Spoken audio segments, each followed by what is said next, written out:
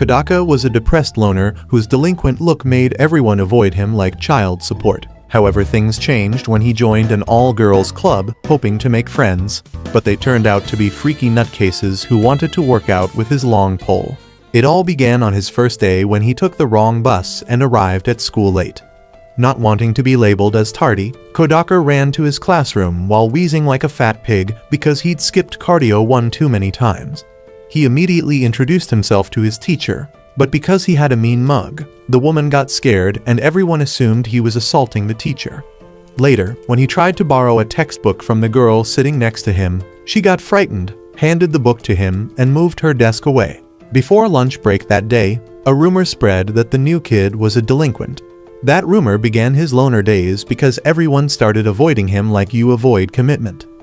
A month later, Kodaka walked in on his classmate, Yozora, talking and laughing alone in the classroom.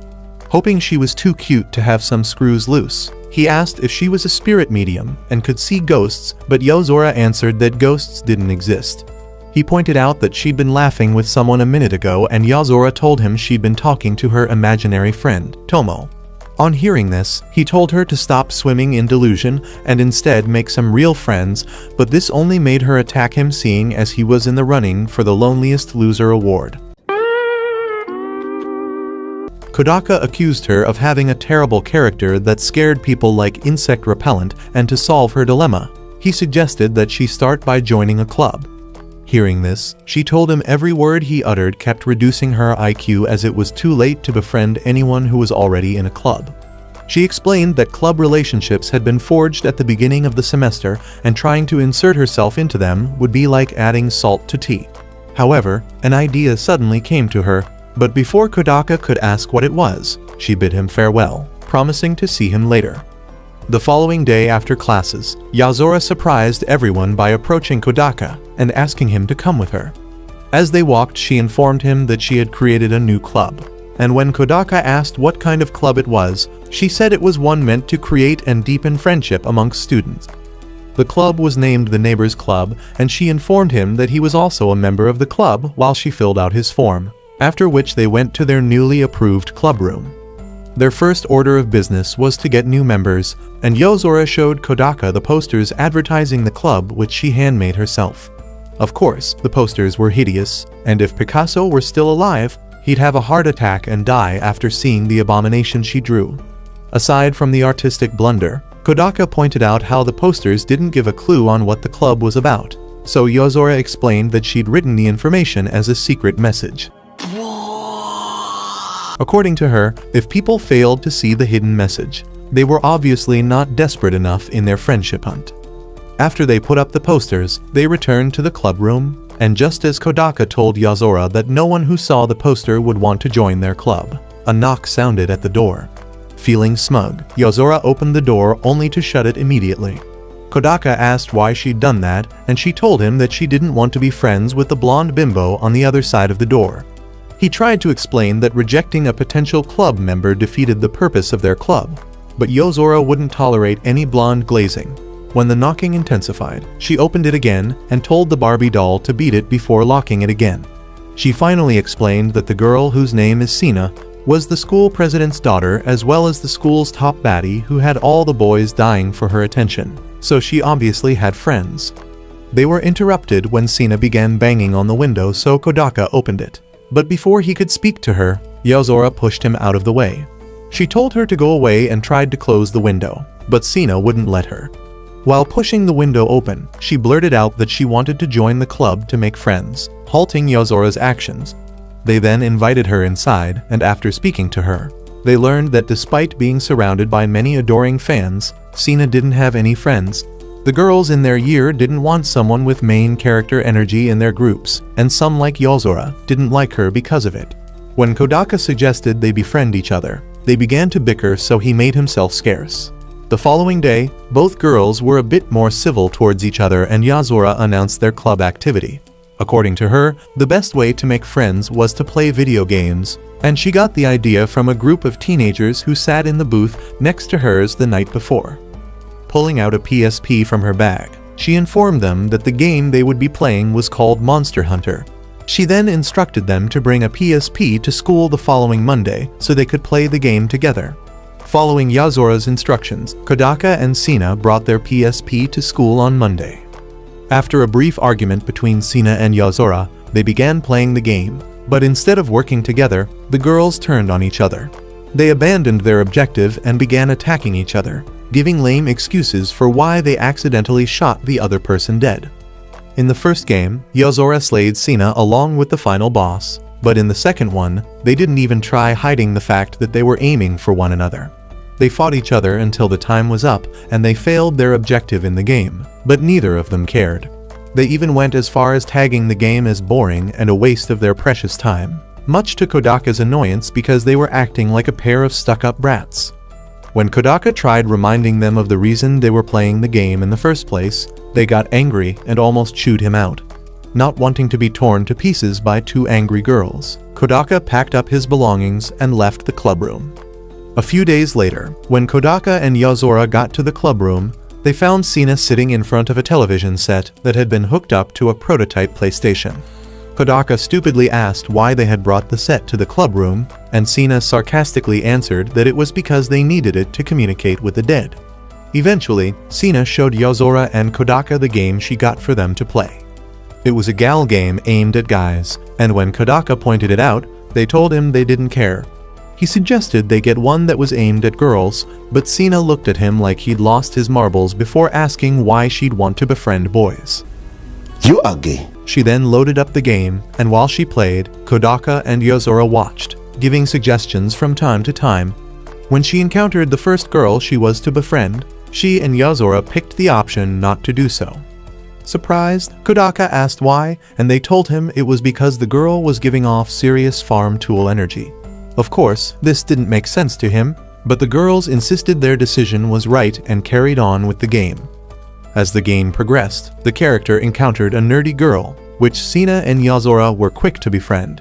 Strangely enough, Sina became attached to the character, and when it began to blow her off, she crashed out. Yazora was also affected by this, making Kodaka wonder if they shared the same brain cells. The next day, Sina stopped Kodaka before he went into the school building. She handed him the game and instructed him to spend the weekend playing it so that her progress wouldn't get lost. Unknown to them, while they were discussing, they were being watched by someone who hid when they rushed inside to avoid being late. Days later, when Kodaka and Yazora arrived at the clubroom, Sina didn't acknowledge their presence because she was focused on her laptop. Refusing to be ignored by the half-baked Disney princess, Yazora walked up to her and unplugged her headphones from the system. Immediately, happy sounds filled the room, shocking Yazora, so she tried to pull Sina out of her chair. When Kodaka got closer, he was shocked to see the scene on the screen, but didn't try to avert his gaze. After Yazora eventually let go of Sina, the latter closed her laptop before turning to scold Yazora for interrupting her gooning session. Yazora said that she'd done nothing wrong and told Sina that their clubroom wasn't the right place for her to explore her incognito tabs. Sina argued that she wasn't watching adult movies, explaining that it was a new game she'd picked up, making the situation even worse. Yazora then told her to read out some of the lines from the scene without getting embarrassed since she was sure it was not dirty. When she began reading the lines, she struggled to say most of the words, as they were filthier than the toilet bowl. As she read, her ears turned red and her voice began to quake, but because she wanted to prove Yazora wrong, she kept going. Eventually, the second-hand embarrassment became too much for her to handle, so she ran away screaming like a banshee. Kodaka told Yazora that she went overboard, but the she-devil didn't respond as she pulled out a recorder from her bag. She then revealed that she'd secretly recorded Sina's reading session, and asked if she could use it as her entry for a spicy audiobook contest. In response, Kodaka asked if she was an evil witch, so she told him she was joking and pulled out a book which she began reading aloud. During the next club meeting, Yazora was absent, so Sina took the chance to ask Kodaka to teach her how to swim, and he said yes. That weekend, Sina and Kodaka went to the pool as planned, and after about an hour or so of lessons, they stopped their lessons to have lunch. While they ate, they talked about the swimming facility. Kodaka commented on how swanky it was, and Sina told him that the place was on the edge of bankruptcy. She said she'd heard her father say it to the mayor a few weeks back when he came to visit. At the mention of her father, Kodaka said he ought to visit the man and pay his respects. Immediately, Sina became flustered and told Kodaka not to mistake their outing for a date, as she would rather kiss Squidward than date a pathetic waste of human flesh like him.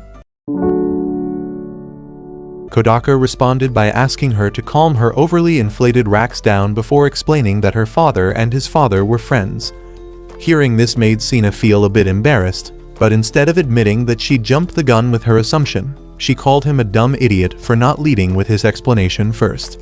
Shortly after, Kodaka went to the bathroom, and when he came back out, he spotted Sina amid 3 guys who seemed to be bothering her. The guys called her all sorts of degrading names, but Sina didn't let them get away with it. She said they were nothing but a bunch of brainless incels whose only achievement in life was the spunk-filled sock they kept under their beds. The guys told her to shut up and began to mock her when they noticed her legs were shaking like a washing machine in use. Fortunately, Kodaka arrived at that moment, filling the scared girl with relief, and when the guys saw that he was with her, they turned to leave.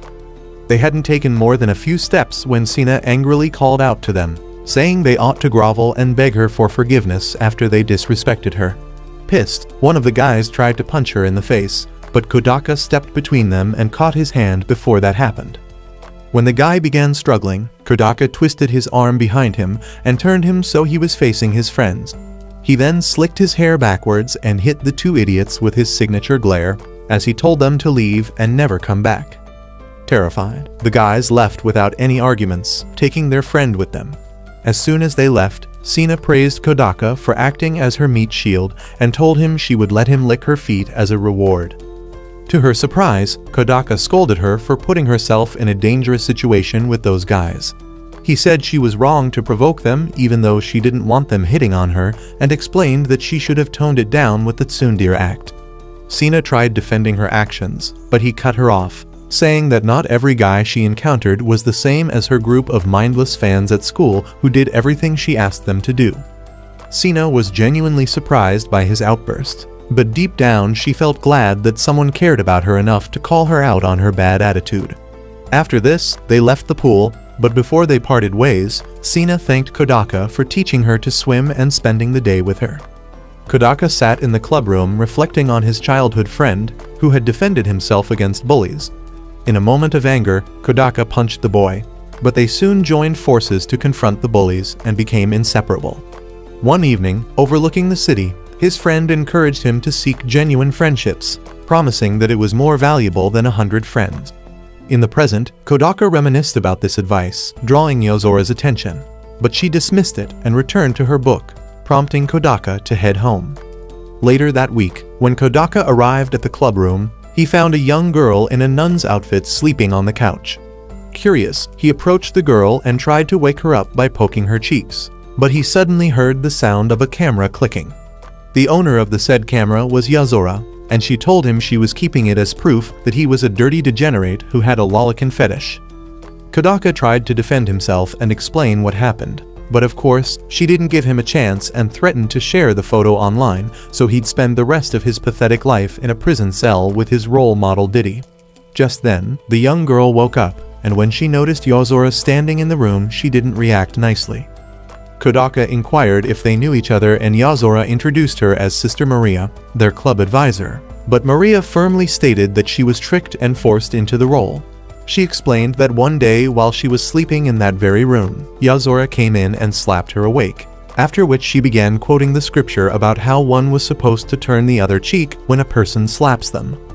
When she said this, she slapped Maria again and then went on to tell her that the Lord had said after a person strikes you, you should give up your room to them, so she did. The next thing she knew, she was signing the club's founding documents and putting her seal of approval as the club's advisor. However, she discovered later on that she'd been tricked by the spawn of the devil himself. When she began calling Yozora names, Kodaka pointed out that if she hadn't been as gullible as Goku, she wouldn't have been tricked by the Loki ripoff. Maria asked who he and Sina were, and he told her that they were members of the club, prompting Maria to accuse them of being Yozora's minions. Sina immediately disagreed, saying she'd rather be isekai'd by Truck-kun than be labeled a lackey for Yozora. Maria said she didn't care and announced that she was no longer interested in being their club advisor. Yozora calmly told her that she was disappointed in her, and said she'd made a mistake believing someone as young as her could handle the task of being a club advisor. Not realizing she was being baited, Maria declared that she could handle the task, so Yozora made her agree to continue being their advisor. Later, while Sina was playing video games, Kodaka told the girls that he was being stalked. Sina laughed at the absurdity of the situation, but Yozora offered to help him catch the stalker because she was intrigued. With this said, she and Sina decided to walk with him after school, and to their surprise, all eyes were on them, as Kodaka's reputation as a delinquent usually made him an object of scrutiny. This time, it was worse because the students couldn't believe he was walking with the school's Madonna and another equally beautiful baddie. Irritated by their stares and unending whispering, Kodaka lashed out. The next moment, all the other students ran off, leaving him alone with the girls, and they didn't fail to tease him about his ability to clear a room. The next day, Kodaka caught his stalker, Yukimura, and brought him to the club room. Yukimura revealed he was a victim of bullying, surprising Kodaka, who didn't think it was common at their school. Sina asked why Yukimura followed Kodaka, to which he replied he wanted to learn to be a strong man like him. Oh my god, bro. Oh, hell no, man. Prompting Sina to suggest he find a better role model. Yukimura, however, insisted Kodaka was the best, which Kodaka denied, but Yukimura took it as humility. Before Kodaka could argue further, Yozora asked Yukimura how he was being bullied. Yukimura explained that the other boys in his class shunned him every chance they got. He said they refused to stay in the changing room with him and also refused to hit him with balls whenever they played dodgeball. Being the embodiment of Captain Obvious, Kodaka tried to point out that he wasn't being bullied, but Yozora smacked the back of his head to shut him off. She then feigned sympathy, telling Yukimura that his plight was heartbreaking. Feeling encouraged, Yukimura told her that it was all happening because he looked feminine and said if he was more masculine, they wouldn't bully him. Still feigning sympathy and playing on Yukimura's vulnerability, Yozora told him that if he joined their club, he could learn more about masculinity from Kodaka. Immediately, Yukimura agreed to join the club, causing Kodaka to ask Yozora what she was scheming, and she told him to think of Yukimura as his underling. Yukimura perked up after hearing this and shyly asked Kodaka if he could be the minion to his Gru, so he reluctantly agreed. The following day, as Yukimura walked past the science lab, he heard an explosion. Immediately, he went in and was surprised to find a girl lying on the floor unconscious, so he carried her to the infirmary. Later, while Kodaka was in his classroom, the girl from the lab came into the class and approached him. She introduced herself as Rika and thanked him for carrying her to the infirmary, after which she insisted on repaying his kindness. Kodaka said it was unnecessary, but Rika swore that he was and explained that if he hadn't taken her to the infirmary after she passed out, she might have been assaulted by someone. According to her, it was a usual occurrence in the books she enjoyed reading, and when she began talking animatedly about it, Kodaka dragged her away from the classroom to the staircase. Rika apologized for blurting out inappropriate comments, but still insisted on repaying his kindness by offering to fix his bad hair dye situation. Kodaka told her he didn't need his hair color changed because it was natural and explained that his mother was European. Intrigued, Rika plucked a few strands of his hair, and when he asked why she'd done it, she told him she was interested in his DNA. Just then, the bell rang, signaling the start of class, so she turned to leave. However, she stopped to ask what his name was. Later that day, in the club room, when Kodaka saw Yukimura dressed in a maid's outfit and discovered it was Yozora's doing, he scolded her for messing with him. Yozora defended her actions and told Kodaka that he had no right to judge her when there were rumors that he touched Rika inappropriately. At the mention of Rika, Sina joined the conversation, telling them that Rika was famously known as the genius girl inventor because she'd been building all sorts of gadgets and equipment since she was in elementary school. She was still talking about Rika when Rika suddenly came looking for Kodaka to tell him she wanted to join the club. When Yozora accepted her application, the girl became happy, and as she clung to Kodaka's arm, he felt something poking his arm, so he asked what it was, and she told him it was the dirty comic she was reading. Surprised, the Three Stooges asked to see it, and when she showed it to them, they were disappointed, as the comic was about robots. However, they changed their minds when she started reading out loud, and they discovered that the comic was anything but tame. Yozora wasted no time calling Rika a screwed-up nutcase, but Rika didn't regard her words as an insult. She assured Yozora that she wouldn't lose, and before Yozora could ask what she meant, she clung to Kodaka again and asked if he'd like to plow her field. What do you mean by that? This question shocked everyone, and Yozora, the prudish queen, asked Rika if she had any ounce of shame in her body. Rika answered that it was normal for people to be friends with benefits and told Yozora that she was way too innocent. Yozora assured her that she didn't care what she thought of her and declared that she wouldn't allow any sort of immoral relationship in her club. Days later, Kobato awoke to find Kodaka preparing breakfast in the kitchen and asked why he'd made so much food. He told her that he'd also made lunch because he wanted to take someone to school for Maria since he noticed she mostly ate junk food. Kobato didn't like this response and began feeling jealous about sharing her brother, so she walked out of the room. Later, when Kodaka got to school, he dropped by the club room to see Maria and found the nuns snacking on potato chips. When he asked if she had other things to eat, she gladly showed him a cupboard full of chips. Appalled by her unhealthy food choices, Kodaka handed her the bento he prepared. Maria accepted the food but questioned his objectives for giving it to her, so he explained that she reminded him of his little sister, so he wanted to look out for her. Maria was surprised to learn that he had a younger sister, but said it finally made sense why he gave off Big Brother vibes. When he got up to leave for class, Maria thanked him again for the food and called him Big Brother, which made him stop in his tracks. Later, as the neighbor club gathered in the club room for their daily meeting, Maria rushed in and went to Kodaka. She excitedly told him that she'd enjoyed her meal and said it made the potato chips Yozora gave her taste like ashes. Hearing Maria refer to Kodaka as Big Brother made Rika ask if his lolicon fetish came with a sister kink. Kodaka assured her that he wasn't the one who asked Maria to call him Big Brother, and Maria backed him up, saying she was calling him that because she saw him as one. The next moment, Sina spoke up and said she wished she could go into a video game to experience it firsthand. Her friends were shocked by her admission, and when she noticed Yozora giving her the stink eye, she quickly retracted her statement, claiming she'd only said it to see their reaction. Rika knew she was lying, so she told her that she had a virtual reality game she could play. Excited, Sina agreed to play the game, so Rika brought it over from her lab. She explained that the game was yet to be released on the market, but because she had helped develop it, the company had let her keep it. After Rika explained how the game works, all 6 of them put their headsets on and chose their characters. Everyone's character turned out nice, but poor Kodaka's wizard character was designed to be a 30-year-old shut-in-neat, who acquired his powers because he was still a virgin at that age, and Kodaka was unhappy with it.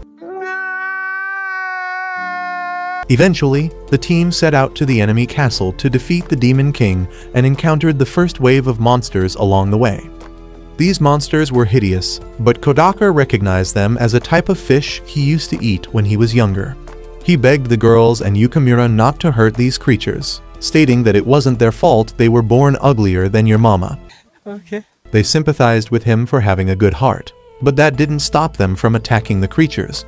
When he complained about their cruelty, Rika explained that if they didn't slay the monsters, they wouldn't move forward. A little while later, all the fish monsters were dead, and the group discovered they had all leveled up.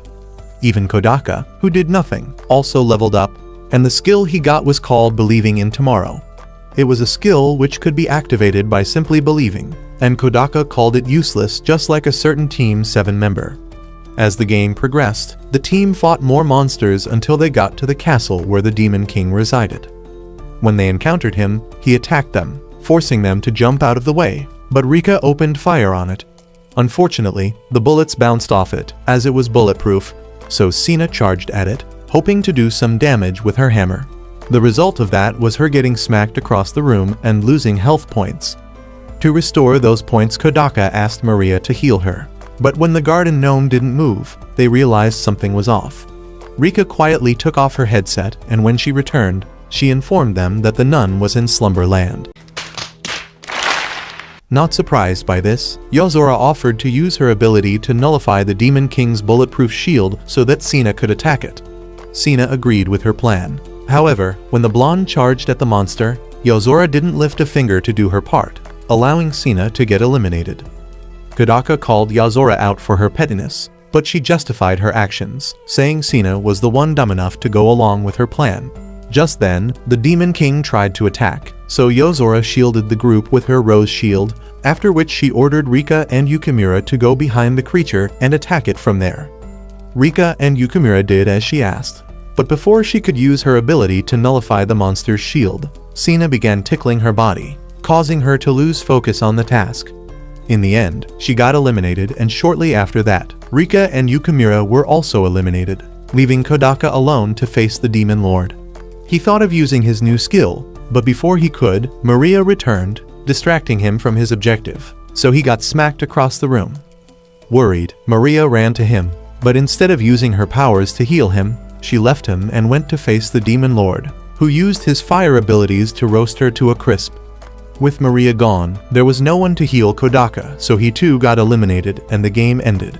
When he took off his headset later, he was surprised to see that Maria was still sleeping, and the person who had come to help him was Kobato. The girls asked if Kobato was who she claimed she was, and Kodaka confirmed it, saying she was his younger sister, but Sina didn't believe it. She said it was impossible for an ugly bridge troll like Kodaka to have such an adorable sister, but he assured her that she was his flesh and blood. He then asked what she was doing there, and she told him that she had come to see what made his precious club more important than she was. Hearing this made Sina say that Kobato had a severe brother complex, which for some reason she found adorable. Ignoring the delusional airhead, Kodaka apologized to Kobato for making her feel neglected and promised to cook her favorite meals on his day off. Kobato was thrilled by this idea. However, the smile on her face vanished when Maria woke up and rushed to Kodaka's side, calling him Big Brother. Her behavior towards Kodaka ticked Kobato off so much that she screamed profanities at the confused nun. Maria asked who she was and why she was being rude to her for no reason at all, so Kodaka answered that Kobato was his little sister. However, Kobato, who was still annoyed at Maria for calling Kodaka Big Brother, slipped into the persona of her favorite character and introduced herself as an ancient vampire. Catching on to what she was doing, Maria played along, telling Kobato that she would vanquish her for daring to come close to the Holy Church. When the girls finally stopped playing pretend, Kobato announced that she wanted to join their club, to which Kodaka responded that she was a few years too early.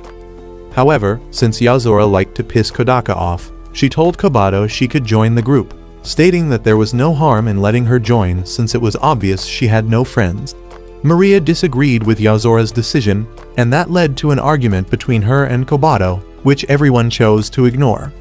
Sometime later, Kodaka had a dream about his past when his father informed them that they would move.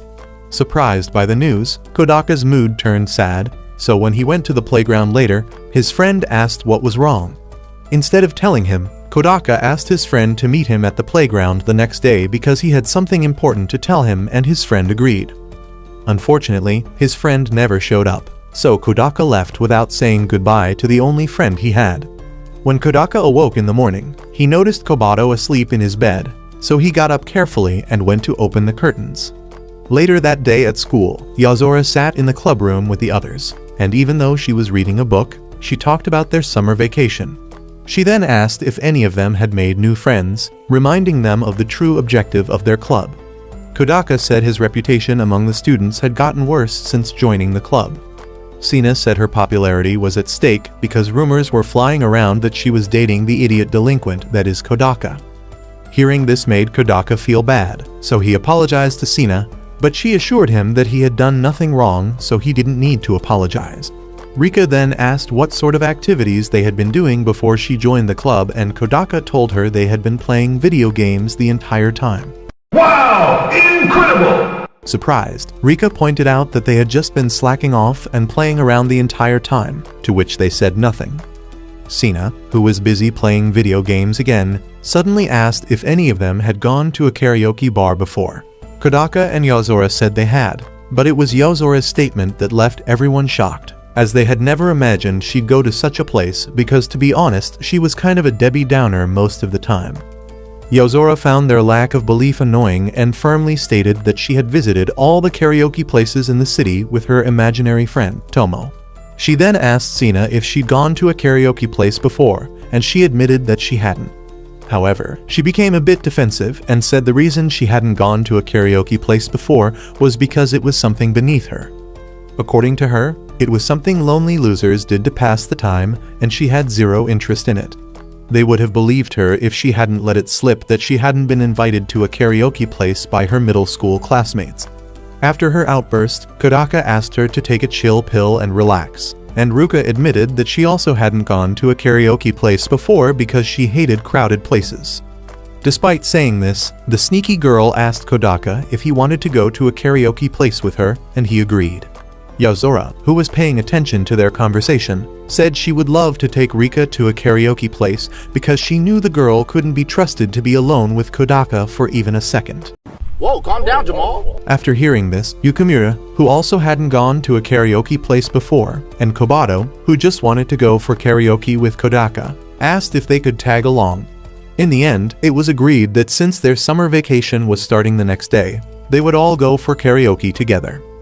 When Sina showed interest in joining them, Yozora asked her to prove her seriousness by begging her to let her join them. Having no choice, Sina swallowed her pride and begged Yozora to let her go with them. Yozora was amused by Sina's Oscar-worthy performance. However, she still refused to let her join them. This pissed Sina off, and she lashed out at Yozora, asking why she believed she could dictate where she went. As soon as the words left her mouth, Yozora congratulated her for finally using that old lump of dog poop she called a brain.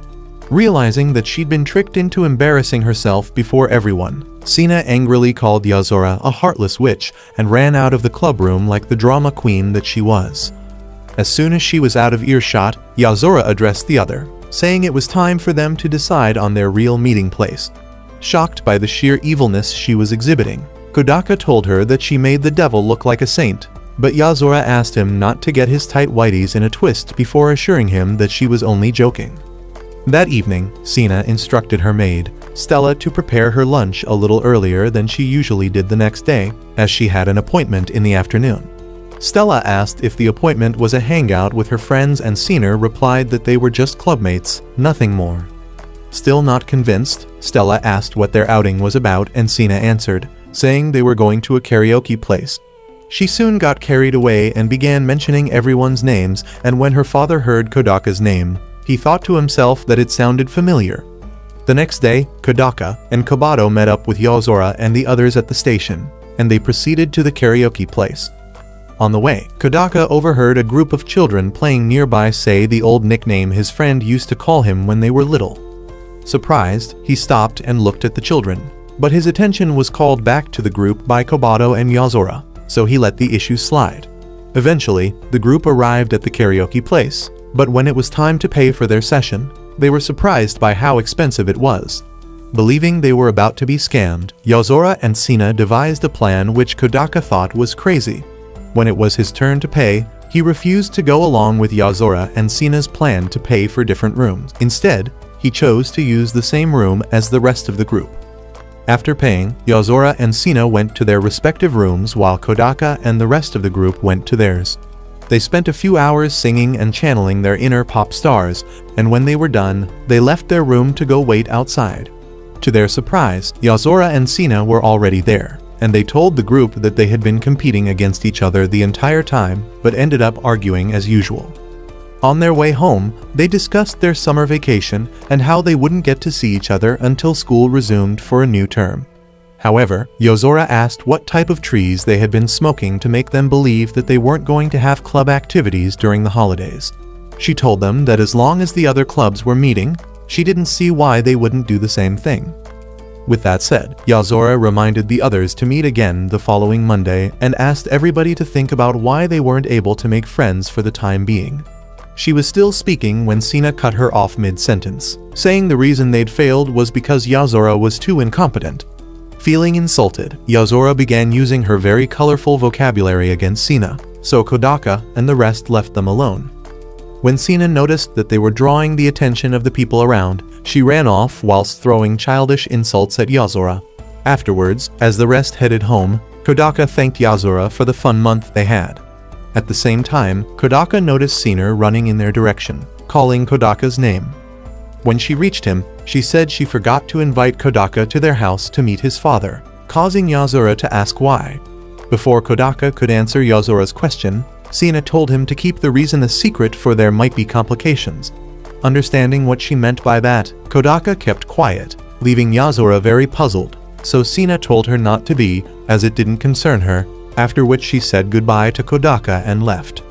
The following week, Kobato decided to stay at home instead of going to the club activity because it was unbearably hot, so Kodaka went alone.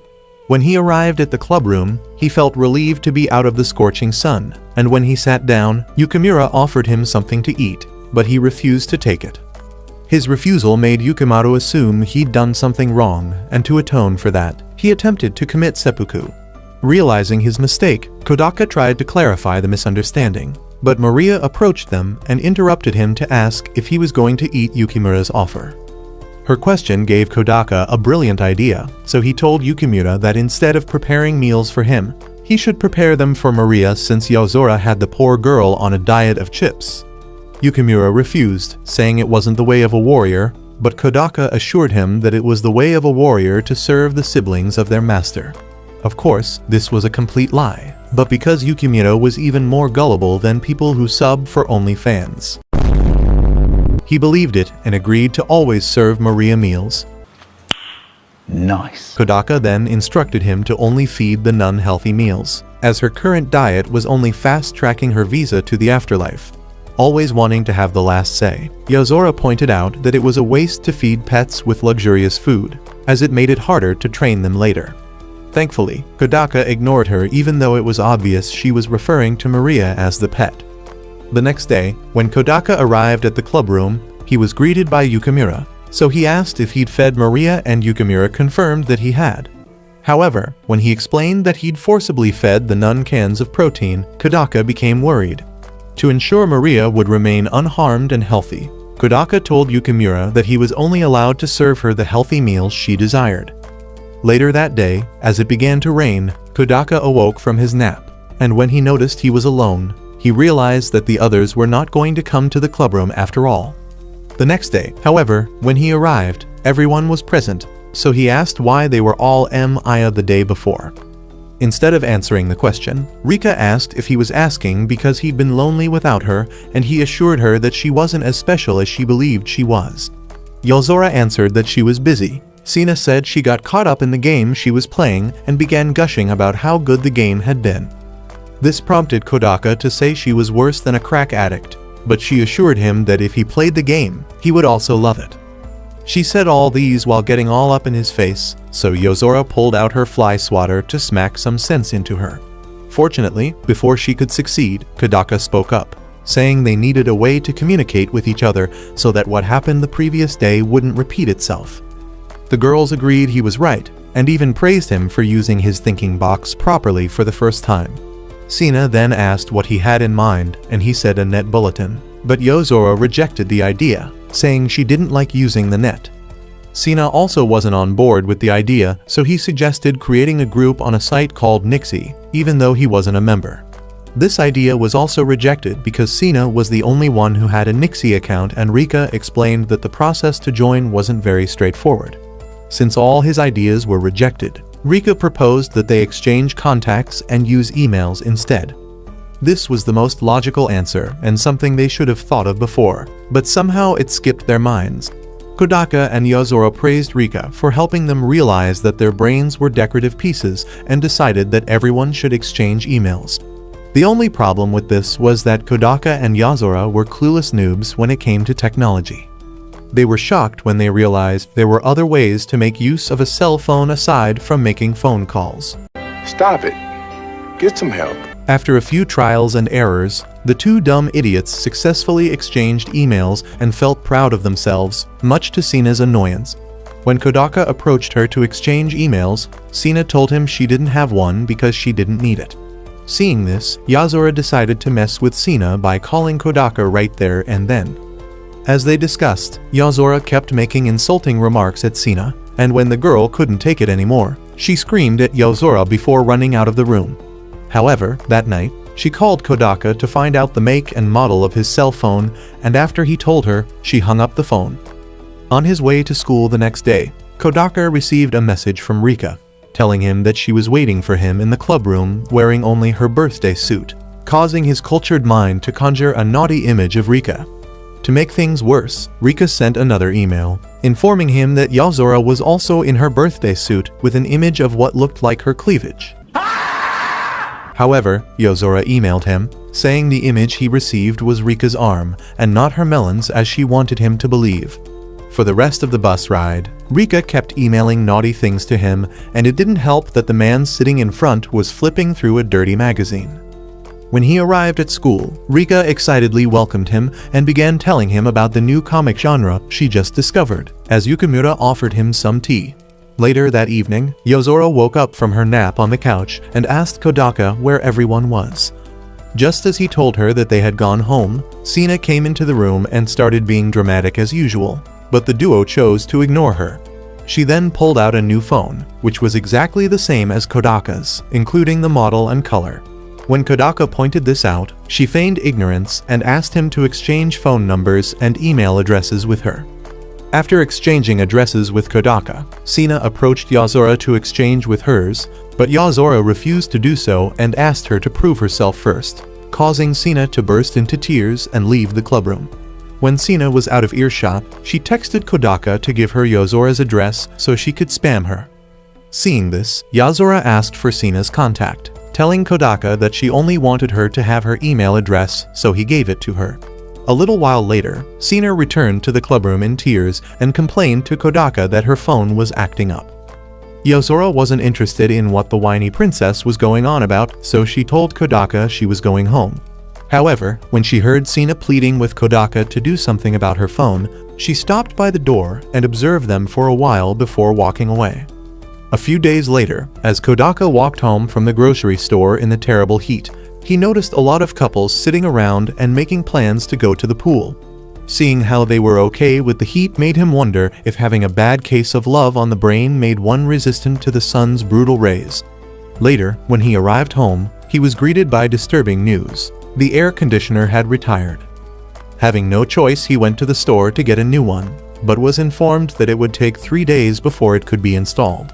Kobato was so distraught when she heard the news that she retreated into her mind and allowed her vampire persona to take over. Vampire Kobato complained about how incompetent and useless humans were and tried to gaslight herself into believing the heat didn't bother her.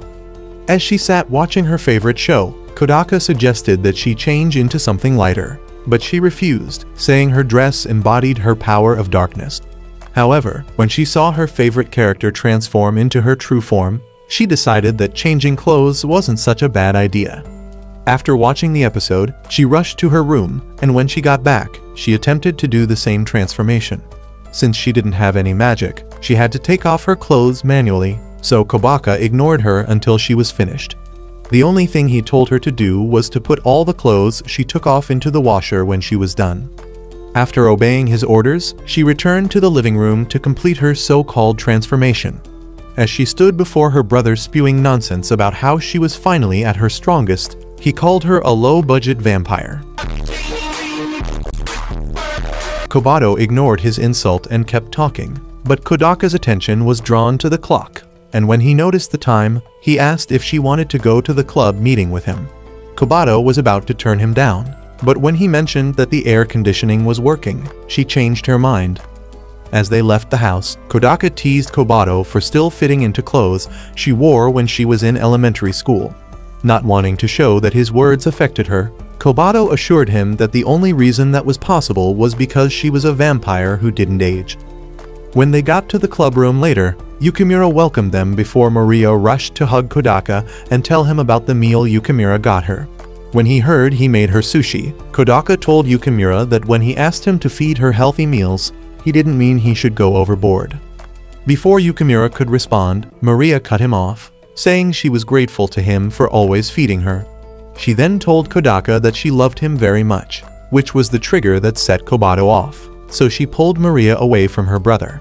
Since she was in a jealous fit, she called Maria stupid and told her to stop trying to steal her brother.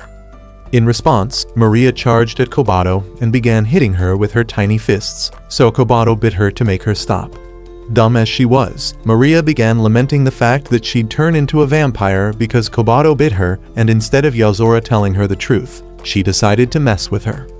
She told Maria that if she sunbathed without her clothes, the vampire toxins would be destroyed and she would remain a human. Immediately, Maria thanked Yozora for the advice and ran out of the room to do as she'd said. Man, I'm dead. Seeing how the naive girl fell for Yozora's lies, Kodaka told Yozora that her evil knew no bounds. Just then, Sina began gushing about how cute Kobato was in her new outfit, and it made Kobato uncomfortable. Rika soon joined her, and both of them tried to strip Kobato and turn her into their play doll, so she hid behind Kodaka. Thankfully, Yozora used her fly swatter to set them straight, after which she scolded them for behaving like cultured freaks. Later on, while everyone was settled doing their own things, Kodaka talked about how boring the holidays had been. Yozora added to what he said by saying she wished all those who were enjoying their vacation would die because she was jealous that she wasn't in their shoes. Sina responded saying she was nothing but a bitter old woman, so Yozora told her that she wished a shark would show up in her game and eat everyone. The next moment, a shark did show up, shocking everyone, but Sina refused to believe it was part of the game until her character and everyone else got eaten. Because of this, she got angry and broke the game in half, after which she said she wanted to go to a pool. Yozora teased her for this, saying she was nuts for wanting to go swimming after witnessing such a thing. However, after considering the suggestion for a while and listening to everyone's opinions, she announced that they would all go to the pool as part of their club activity. When they arrived at the pool the next day, they were shocked to find it overcrowded, as the facility was giving a 50% discount on all entry fees. Yozora, who was a bit nauseated because of how hot and crowded the bus had been on the way over, wasn't very pleased with this development. A little while later, they got into the facility and everyone went to change into their swimsuits. Kodaka was surprised when he saw Yukimura wearing a woman's swimsuit in the changing room, and Yukimura told him that Yozora had advised him to wear it as a challenge to prove his manliness.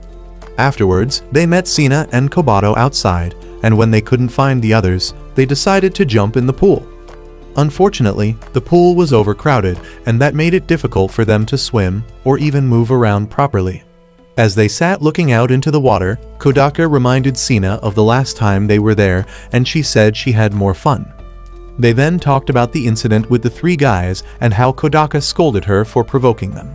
Feeling a bit shy, Sina left, saying she was going to meet Yozora and Rika in the girls' changing room to see how they were doing because they were both nauseous from the ride over. However, Sina returned shortly after and showed Kodaka an email from Yozora, informing them that she and Rika were heading home. Surprised, he and Sina hurriedly rushed after them, only to see both Yozora and Rika already on the bus, which was driving away. Kodaka then remarked that Yozora hadn't changed, as it was obvious she was still the same hard head she'd always been. Since they had nothing else to do, those who were left also decided to head home. The next Monday, Kodaka and Kobato were having breakfast when he received Yozora's email, asking everyone to bring their swimsuits to the club room so they could use them for their next activity.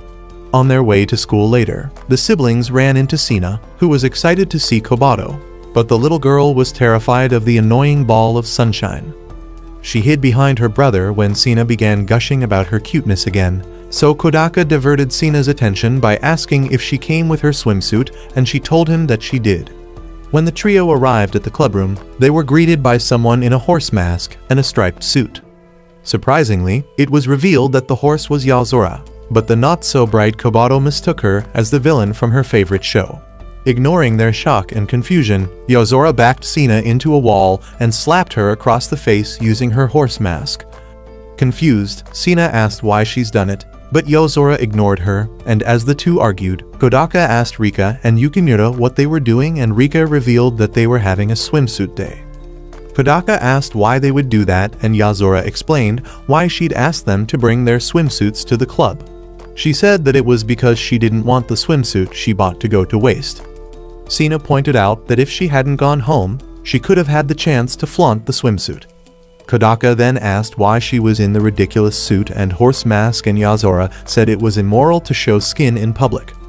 making them realize that the outfit was her swimsuit. Kodaka told her that if she had dressed like that at the pool, she would have been kicked out.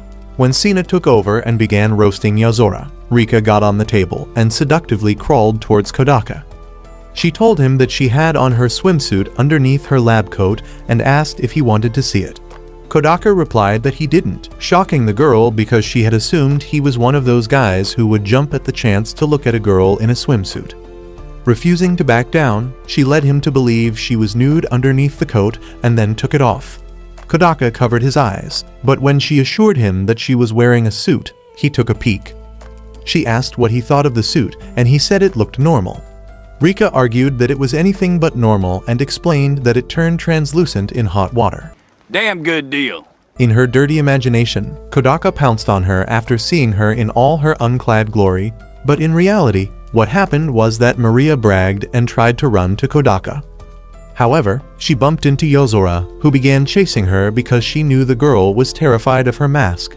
Kobato happily encouraged Yozora to continue messing with Maria, but Kodaka scolded Yozora and told her to stop being a bully. Listening to him, she backed away and took off her mask, revealing her face to Maria. When Maria saw her, she complained about Yozora trying to scare her, but Yozora put the mask on her head to shut her up. Using this as an opportunity, Kobato decided to mess with Maria, but her plan didn't work and Maria ended up being the one who pissed her off by saying she loved Kodaka. Kobato used her stuffed bunny to whack the mask off Maria's head and then continued arguing. Ignoring both girls, Sina suggested that they go to her family's private beach for their next activity instead of the pool, calling it a training camp for the club. Yozora approved this suggestion since they still hadn't made any friends and their schedule was free. She also said they would bring Maria with them to supervise their training camp since she was their club advisor. Another day, while the siblings were having a meal, Sina called and invited them to her family estate, since her father wanted to meet Kodaka, and Kodaka agreed on going. Later, Yozora, who was on her way to school after borrowing a book from the library, received an email from Kodaka and Sina, informing her that they weren't coming to the club that afternoon. Yozora was curious about their reasons, but she decided against asking and went to the clubroom to read her book in peace. Meanwhile, Kodaka and Kobato took a bus to Sina's family estate, and when they arrived, they met Sina's father and their house steward, Stella, by the door. The man welcomed them and then commented on how Kodaka looked like his father and Kobato looked like their mother before inviting them inside to have dinner with him and Sina. When he turned to go inside, Stella reminded Sina's father that it was rude to invite someone into your home without telling them your name. This made Sina's father stop and address the siblings, telling them that his name was Tenma, which surprised Kodaka, as the name meant heavenly stud. When he pointed this out, Stella answered that Tenma's real name was Pegasus, but Tenma told them never to call him that. It turned out that he hated the name because his peers made fun of him when he was still a kid and he was still sensitive about it. Later, while they were having dinner, Tenma continuously badmouthed Kodaka's father, Hayato, for his flaws as a father, causing Kodaka to retort even though he admitted that he was an idiot. Later, Tenma asked Kodaka to stay overnight, as Stella explained to Kodaka that there weren't any buses left to transport them back to the city, so Kodaka accepted Tenma's offer. When Kodaka carried Kobato to their room, Sina claimed that his father had taken a liking to Kodaka. After Sina took Kobato with her for a bath, Tenma offered Kodaka to have a drink with him, which resulted in Tenma becoming very drunk and later falling asleep on Kodaka's bed. When Kodaka went to fetch Stella, he stumbled upon a crying Kobato and an undressed Sina, causing the latter to run out of their mansion. Stella, having seen the whole occurrence, teased Kodaka and allowed Kobato to sleep with her at the servants' quarter. While setting up Tenma in a proper position on the bed, Kodaka thought of his father and Tenma's close friendship and wondered if he would be able to have a similar relationship with a friend one day. The following morning, after thanking them for their hospitality, Tenma entrusted Kodaka with protecting his daughter. Kodaka approved. I got you, homie! Whilst teasing Tenma by addressing him as Pegasus-san, much to Tenma's annoyance. During the bus ride home, Sina sent an email to Kodaka, asking him if he recalled what happened the night before. Kodaka reassures her, saying he didn't because he didn't want to upset Sina. He stated he was drunk at that time and wasn't able to remember recent events, much to Sina's relief. Afterwards, Yozora sent an email to Kodaka, informing him about the club meeting the following day, and Kodaka emailed back his acknowledgement. Days later, the club members took a trip to Sina's family's summer home so they could kick off the beach episode. The first half of their journey was by train, and when they arrived at the train station, they discovered they had to walk to the beach house because there were no buses or cabs. The walk was torturous to them because they weren't used to walking for so long under the hot sun, and Yozora didn't fail to complain about the situation, even blaming poor Maria for it. Eventually, they got to their destination and all their tiredness vanished when they saw the ocean. Without wasting time, they all dumped their things and changed into their swimsuits before heading to the beach. As they stood staring at the water, Rika suggested they all strike a pose and pretend they were in one of these teen movies with a beach scene. The idea seemed dumb, but the others agreed to do it. However, after they did, they agreed it was the dumbest thing they had ever done. Nevertheless, they didn't let that spoil their mood and set up their things on the ground. Kodaka helped Kobato apply some sunscreen, and as he did so, Rika gushed about how nice it would be for him to do the same thing for her. Of course, she meant it in the most lewd way possible and even fainted from excitement after imagining something naughty. Sina then asked Yozora to help her apply sunscreen on her back, which was a wrong decision because Yozora used the chance to mess with her. She teased Sina by using her foot to apply the sunscreen on her body, and when Sina realized what she was doing, she got pissed. Trying to get Yozora to stop, Sina forcefully stood up, causing Yozora to lose her balance and fall. However, her victory didn't last as she realized that her sudden movement exposed her melons to everyone. Embarrassed, she ran away from her friends while ruthlessly calling Yozora names and blaming her for what happened to her. After she left, the others got in the water and had a good time, while Rika slept under the shade of the umbrella. A few hours later, after they had had their fun playing in the sun and cooling off in the water, they returned home and Kodaka decided to prepare dinner since he was the only one with culinary knowledge. While looking for an ingredient for the meal he was preparing, Kodaka noticed Sina standing on the balcony, so he approached her. Still embarrassed by the events that occurred in the afternoon, Sina asked Kodaka if he witnessed what happened between her and Yozora. Kodaka told her that he hadn't because he was focused on the task of putting some sunscreen on Kobato's body. His answer seemed to be what she needed because she felt relieved and finally went into the house to change her clothes.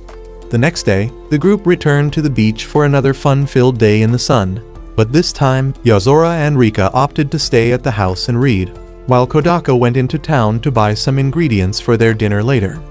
A few hours later, as Kodaka cooked, Yozora kept him company and conversed with him about the meal he was preparing. He told her it was one of Kobato's favorite dishes and asked what kind of meals she could make since he was aware she had taken cooking classes. Yozora admitted that she didn't learn much from those classes because she spent most of her time standing at the back of the class like a forgotten piece of furniture. This was because she didn't know how to interact with the other students and they always ignored her presence. Afterwards, they had dinner, and as they ate, they complimented Kodaka for his food. After dinner, they sat in the living room doing different things, and Kodaka pointed out that they never did any of the activities people normally did on trips like that. Yozora and Sina said they were fine, but Rika suggested they tell horror stories or play truth or dare. This was after she got whacked in the head by Yozora because she began voicing out her dirty inner thoughts again.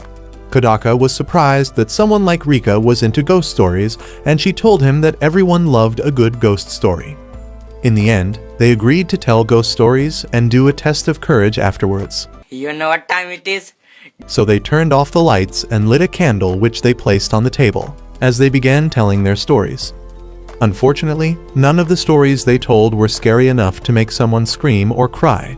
However, when it was Yozora's turn, she was able to frighten the others with her horror story, causing them to cancel the test of courage. When they were in their respective rooms, sleeping, Kodaka wondered if had ever betrayed his childhood friend. Afterwards, as Sina crept into Kodaka's room, she coyly asked Kodaka to come with her to the bathroom and told him to not inform Yozora about it. Later, Kodaka began to escort both Kobato and Maria to the bathroom, as Rika offered to sleep with him, causing Kodaka to throw her out of his room. Realizing that he too needed to go to the bathroom, Kodaka stumbled upon Yozora by the doorway and told him to go with her to the bathroom together instead. Kodaka questions her if she too is frightened to go to the bathroom alone because of the story she told, causing Yozora to retort, implying she can't scare anyone with her story without being scared herself. After doing their business in the bathroom, Kodaka concluded that it was wrong to betray friends, and Yozora agreed with his claim as morning began to arise. Once again, Kodaka dreamt of his childhood friend, but for the life of him, he couldn't remember the boy's name. Later, at the club room, Yozora told the club members about the lantern hanging festival happening by the shrine when she passed by that morning. Nosy as ever, Sina asked Yozora if she intended to attend the festival with the entire club, and Yozora told her no. She said she couldn't stand crowds, and Rika seconded that statement, saying she also disliked crowds. Her reason was that she was overwhelmed by the number of people on the train when she attempted to attend a doujinshi festival in Tokyo. However, although she had turned back, she still got the doujinshi she wanted because she assisted some game developers with their game software, and they gave it to her as a way to thank her. Later, as Sina played her game, she asked Kodaka if there were any takoyaki stands at the festival, and he told her that there were. Her question made Kodaka ask if she liked takoyaki, and she said that she did. Hearing this, Kodaka told her that he also liked takoyaki and said he loved it because it was the only thing he ate which made him feel better while his family lived in Osaka. Fortunately, thanks to his good genes, he didn't add a few extra pounds because of how much he consumed it. He told her that he disliked takoyaki vendors who sold small portions while smiling at you like they had done nothing wrong. In the mood to overshare, he revealed that while living in Osaka, he'd been unhappy because he didn't get along well with others. Refusing to comment on his lack of friends in Osaka, Sina told Kodaka that the only reason she ate takoyaki was because they tasted good. Kobato and Maria also chipped in their opinions and said they also wanted to eat some takoyaki. For some reason, they got into another argument, and while they did that, Yukinura said he was only attending the festival to accompany Kodaka.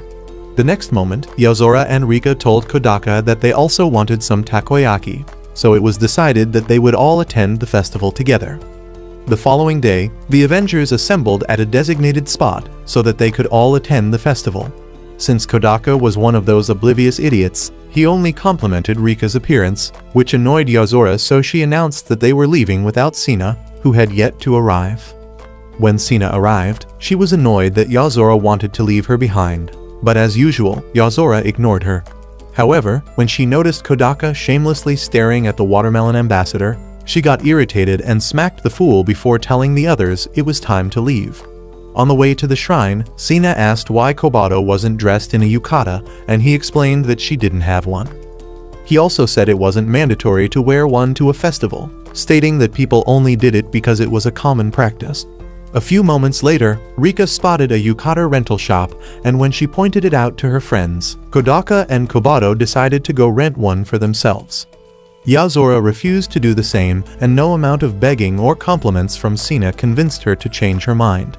After Kodaka and Kobato emerged in their outfits, Sina gushed over how adorable the latter was but criticized Kodaka. She said that his hair color made his appearance look bad and suggested that he dye it black. Kodaka replied that he'd toyed with the idea in the past. However, he didn't go through with it because his hair, as weirdly colored as it was the only link he had to his dead mother, and he didn't want to lose it. Sina was surprised by his response, and she told him that he was different from all the other guys she'd met. Later on, as the club members enjoyed themselves at the festival, eating the foods they bought, Kodaka expressed his dissatisfaction with the takoyaki Yukimura gave to him. He suggested they go looking for one that tasted better, but his friends refused, saying they were already full because of the foods they had eaten before. Yozora and Rika then said it was time for them to head home since everyone had gotten a taste of the takoyaki they all craved. Sina wasn't ready to head him yet, so she challenged Yozora to play a few festival games against her. Not the type to turn down a challenge, especially one from Sina, Yozora agreed, and they started competing. As the girls played their games, Kodaka and the others walked around observing the different stands to pass the time. After participating in a shooting game, Rika won a gaming console and tried to gift it to Kodaka, but he refused to take it, suggesting that it be used as club equipment, much to Rika's dismay. A little while later, the girls called off their competition but didn't fail to argue over who the winner was. Right before the argument got more heated, Kodaka spoke up. telling them to stop acting like children and proposing that they meet up with Yukimura and the rest. Later on, as they waited for their ride outside the shrine, they decided to light up some fireworks and play with them. After they lit the final one, Yozora realized that her hair was on fire, so Kodaka quickly put it out with a bucket of ash-contaminated water, which left her looking disheveled. Annoyed by the situation, Yozora told them she was leaving and walked away without saying another word. For the remaining part of the summer vacation, Yozora didn't show up for club activities or give any signs that she was doing all right. When school finally resumed a few weeks later, Yozora arrived at their classroom while the homeroom teacher was taking attendance. Her late arrival wasn't what surprised everyone, but the short new hairstyle she was spotting.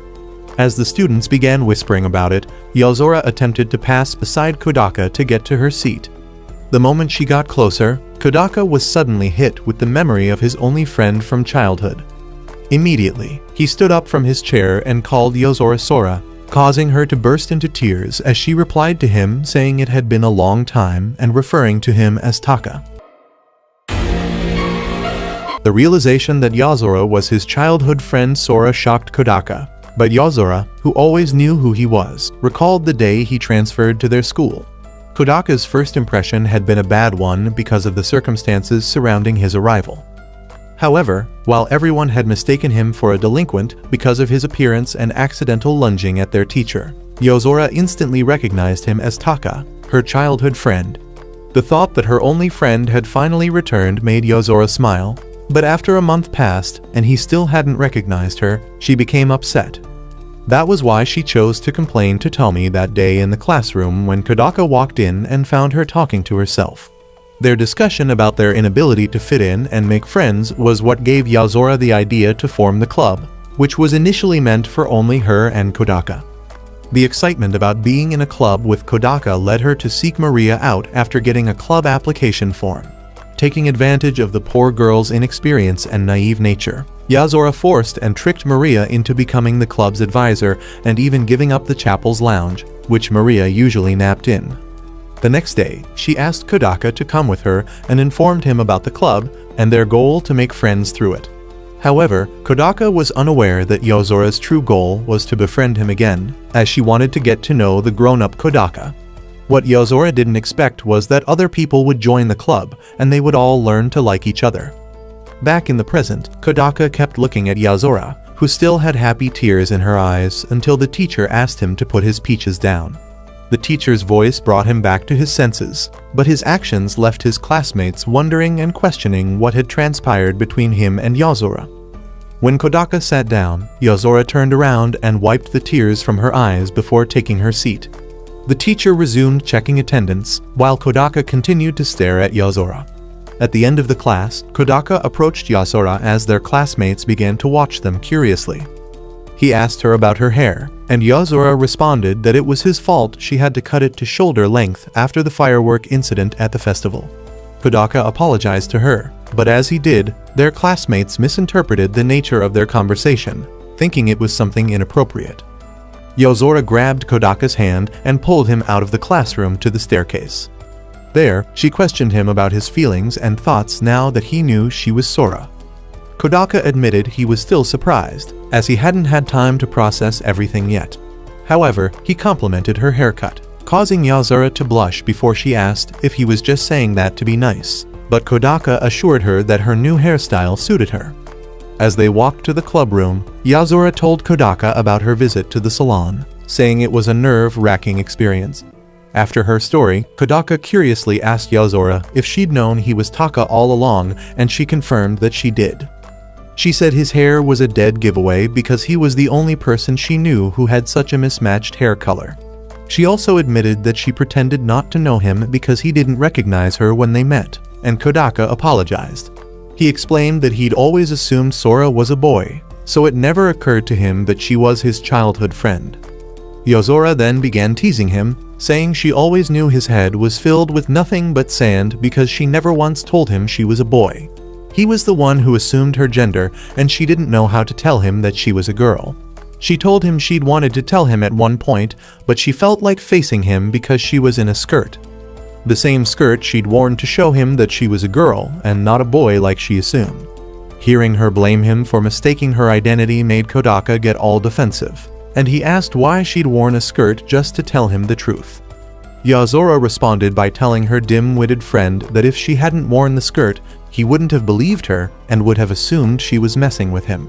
When Kodaka didn't argue, she begged him to keep their relationship a secret from the rest of the club, and he agreed. He then asked how he should address her going forward since he now knew who she was, and that made her recall when she'd asked him to call her by her government-approved name. He'd asked if she had a nickname, and she replied that nicknames were something only friends used for themselves, implying that they weren't friends. In the clubroom later, Rika screamed when she saw Yozora with short hair because she mistook her for a hot gigachad. Yukimura assumed that Kodaka had replaced him with a more efficient and masculine guy, but Kodaka told him it wasn't so. After Rika collapsed in her chair, Sina, who was playing her game on a laptop, immediately recognized Yozora and asked why she cut her hair short. Yozora didn't answer Sina's question, claiming that she'd lose precious time and brain cells if she did, much to Sina's annoyance. Rika then left the clubroom, and afterwards, Sina asked Yozora if she confessed and got rejected. Yozora groaned in frustration after hearing Sina's question, as Sina began flinging insults at Yozora thinking she got rejected, causing Yozora to hit Sina with her fly swatter, implying she wasn't rejected, and added that she now is aware of Sina's reaction if ever she was heartbroken. Not ready to back down, Sina again asked Yozora why she cut her hair, but Yozora still refused to answer. Afterwards, Rika returned to the clubroom and asked Yozora to wear the white long coat that she brought that only the student council president of Galford Academy could wear, and added that Yozora would definitely look good if she wore it, and Yozora reluctantly agreed. Later, as Kodaka and Yukimura waited outside the clubroom for Yozora to change, Maria came and hugged Kodaka and asked why he was outside. Just then, Yozora called out to Kodaka to come back inside. When he did, Kodaka became captivated by Yozora's appearance, but Maria, who was still clinging to Kodaka, was shocked and mistook her for a hottie. She then lamented the fact that guys like that liked to devour cute girls like her, so Yozora snuck up on her and frightened her. When Kobato came to the clubroom later, she asked Kodaka to help her complete her summer homework. However, before she got a response, Maria pulled Kobato and dragged her to stand before Yozora, telling the latter to eat her instead, which horrified Kobato. Deciding to join in the fun, Sina raised her hand, implying excitedly that she would eat Kobato, causing Yozora to throw her fly swatter at her.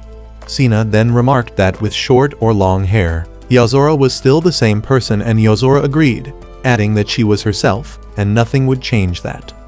As Kodaka observed them, he recalled their conversation from earlier about what he should call her.